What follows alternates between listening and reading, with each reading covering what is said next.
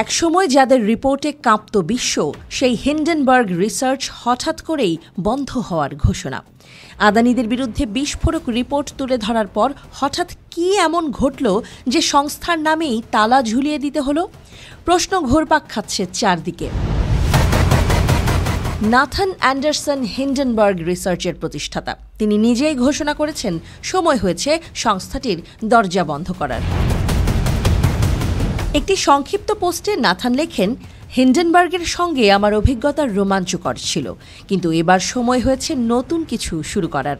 তিনি দাবি করেছেন সংস্থা বন্ধের পেছনে কোনো হুমকি বা স্বাস্থ্য সংক্রান্ত সমস্যা নেই, কিন্তু তা সত্ত্বেও হঠাৎ কেন এমন সিদ্ধান্ত? কেমন সংস্থা ছিল হিন্ডেনবার্গ রিসার্চ?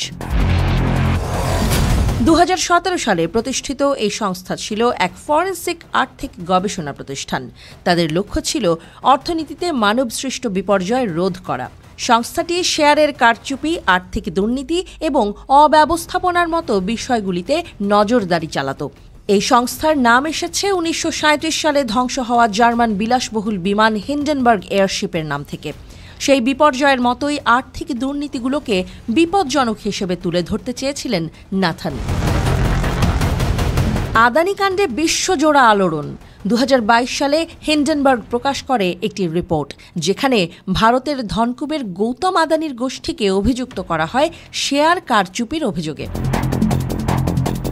রিপোর্টে বলা হয়েছিল আদানিরা তাদের শেয়ারের দাম কৃত্রিমভাবে বাড়িয়েছেন। এই অভিযোগের ফলে আদানি গোষ্ঠীর শেয়ারের দাম হু হু করে পড়ে যায় এবং গৌতম আদানির সম্পত্তির পরিমাণ অর্ধেকে নেমে আসে। আদানি গোষ্ঠী সমস্ত অভিযোগ অস্বীকার করলেও আর্থিক বাজারে প্রভাব পড়া আটকানো যায়নি। এই কেলেঙ্কারির পরই হিন্ডেনবার্গের নাম ছড়িয়ে পড়ে বিশ্বজুড়ে। কিন্তু এর জেরেই কি চাপে পড়ল এই সংস্থাটি? নাথানের ঘোষণা অনুযায়ী হিন্ডেনবার্গ রিসার্চ তাদের কাজ বন্ধ করছে, কারণ তারা সব কাজ শেষ করেছে। তবে বিশেষজ্ঞরা বলছেন, আদানিদের মতো শক্তিশালী শিল্পপতিদের বিরুদ্ধে অভিযোগ তোলার পর নাথানের ওপর চাপ সৃষ্টি হতে পারে। নাথান নিজে বলেছেন, ধনী পরিবারের সমর্থন ছাড়াই তিনি এই লড়াই চালিয়েছেন, কিন্তু শেষ পর্যন্ত কি সেই চাপ জয় করতে পারলেন না? নাথান একসময় নিউ ইয়র্কের একটি ছোট্ট অ্যাপার্টমেন্ট থেকে কাজ শুরু করেন। ইসরায়েলে অ্যাম্বুলেন্স চালকের কাজ করেছেন। এই মানুষটি এক সাক্ষাৎকারে বলেছিলেন, আমি অতিরিক্ত চাপেও সঠিক সিদ্ধান্ত নিতে পারি। তাহলে কি এবার তিনি নিজের জীবন আর পরিবারকে বেশি গুরুত্ব দিচ্ছেন? নাথান ইঙ্গিত দিয়েছেন নতুন কিছু শুরু করার, কিন্তু কি সেটা? আর হিন্ডেনবার্গের হঠাৎ এই বন্ধ হয়ে যাওয়ার পেছনে কি সত্যিই কোনো চাপ ছিল না, নাকি আদানিদের মতো শক্তিশালী গোষ্ঠীর প্রভাব শেষ পর্যন্ত থামিয়ে দিল এই দুর্নীতি বিরোধী সংস্থাকে?